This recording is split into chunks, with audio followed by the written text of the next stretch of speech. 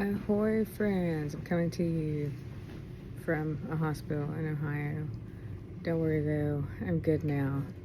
But I want to talk a little bit about miscarriage stuff because I wish I had known more examples of other people's stories just to kind of know what to watch out for. Because, a long story short, I was bleeding for many, many, many more hours than I should have. Lost a lot of blood, had to come to the hospital and be given a couple units of blood and have like a surgery to clean me out so that my body would stop bleeding. This may get a little graphic, so if you don't want to hear details, now's your chance to leave. I got my first ever positive pregnancy test on October 6th. I was super happy, super joyful. I'm still really thankful for that experience of having, of getting to be pregnant, even though it kicked my ass. When I went in for my first OBGYN appointment, I think it was November 11th, it was really exciting to see the little fetus on the screen. Carl was with me, and then pretty quickly could feel that like something wasn't right, that the doctor was looking for something he wasn't finding, and what he wasn't finding was a heartbeat. By measurements, it was about 7.5 weeks. Well, I go back in the following week, and I had like a little hope from stories of the people told me about their baby's heartbeat not being found until later and stuff like that. As soon as the tech pulled the images up on the screen, it was pretty obvious to me that the fetus was lifeless. It was so sad to see, but at least we knew for sure. So then the doctor talked to me about my options. I could do what's called a D&C, which is what they ended up doing here tonight, where they go in and clean you out with like some sort of sophisticated vacuum thing while you're put to sleep, basically to empty your uterus so the body can reset and so on, and to make sure that there's no tissue left in. The second option was to have some sort of pill that stick down there that would force my body to just like go ahead and expel everything. And then the other option was, just to wait and let nature do its thing. And that's what I chose to do. I wanted to do that, like I wanted to give my body time to grieve. I believe that people have 3 centers of consciousness: mind, the heart, and the body. And my mind and my heart needed a little more time too, because I still had a little hope before then. I needed time to grieve, and to me the idea of doing either of the other options just seemed like an additional trauma. That last appointment was November 20th, so I'd just been waiting. The doctor said it could take a few days, 2 weeks, maybe even up to 4 weeks for the body to do its thing. He did talk to me about the danger of there being tissue left behind. He mentioned that it doesn't always come out. And so I have a follow-up appointment to go in this coming week. We scheduled one 2 weeks out to do an ultrasound to check on that. Well, I'd been feeling fine, waiting. I started light bleeding and passing some small tissue about 4 days ago. And then this morning, I think around 11, I started having some heavier bleeding and larger tissue. And then I laid down with my heating pads. So first, let me just say, heating pads and warm baths have been my best friend. So that's what I'd recommend. And also like I massage my belly, and that helps. Lots of rest.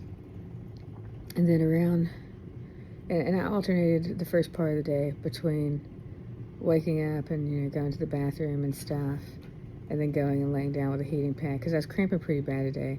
And it wasn't as bad as I was afraid it was going to be, but it's definitely a lot worse than regular period cramps, and a lot longer and stuff. But probably around 2:30 a day, I started passing large, like palm-sized clots and uterine lining. Some other interesting materials. I totally take pictures of everything that came out of me.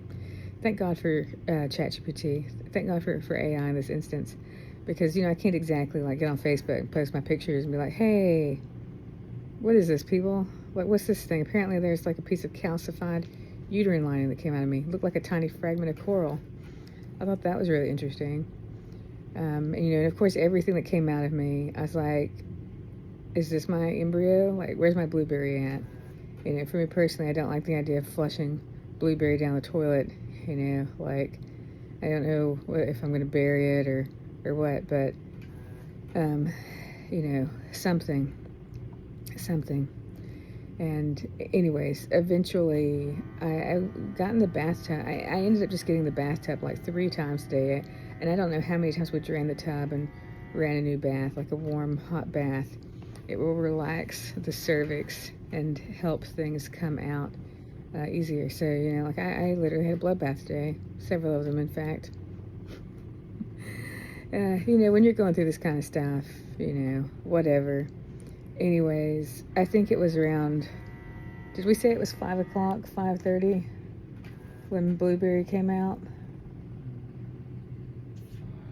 Around, yeah, and I could tell, and then, like, it didn't come out it came out after a couple of really big blood clots had come out, but I could immediately tell that it was definitely different from everything else I had seen, that it was this white, beigey pale color. It was in the little shrimp formation. It even had a spot on it that looked like a little eye. I mean, it was teeny tiny, but I took some pictures of it. I uploaded them into AI once again, and AI, I can't remember exactly how she said it. It's kind of funny, but also nice. It was basically, I'm so sorry to tell you that is your baby. But I was relieved to have confirmation, like, okay, and that it came out whole, because it doesn't always come out whole. And I was thankful for that. I wanted to see it. But then I just kept bleeding, and I kept bleeding, and I kept bleeding. And so much blood and so many clots came out, and I bled through so many. I would try and get out of the tub, and then I would just bleed. And I think they say if you bleed through more than 4 pads? 2 pads in an hour. And 2 pads in an hour. I was bleeding through a pad in like 10 minutes. For me, the way things would hit me is usually I would have some cramping, and then within the next 15 to 30 minutes, my body would just start dumping stuff, and it would just like dump it. In fact, like when after one of my baths and I stood up to shower and clean off or whatever, my body just dumped blood like a bucket. It burst. I was like, okay, this is interesting. I've never experienced this before. Anyways, weren't really that concerned at first, because I know that there's a lot of stuff in that's going to come out, except that I started to pass out. I fainted 3 times at the house. I know Carl had to smack me around for one of them. I have no memory of it. And that combined with, like, I kept bleeding and bleeding and bleeding, we decided to come to the hospital. And so it's a good thing we did. They had put a bunch of fluids in me. I blacked out 2 more times at the hospital. One time with my eyes wide open and stuff. Yeah, and I thought I was dehydrated, and that was what was causing it. No, it's the blood loss. It's the blood loss. They had to put me back. And anyways, I'm good now. Like I said, they gave me 2 units of blood, and we did a D&C. They cleaned me out. There was a 1-inch part of the placenta that was just refusing to come out, and so my body kept trying to dump blood to flush it out. They're keeping me overnight. Carl's staying with me. I was hoping that it wouldn't come to like hospital stuff, but I'm thankful that there's a hospital in town, and both the guys were looking out for me, and everything's good now. And yeah, so whew. Okay, well, here's hoping I can get pregnant again, and my next pregnancy won't put me through all of this. Fingers crossed. Thanks for watching.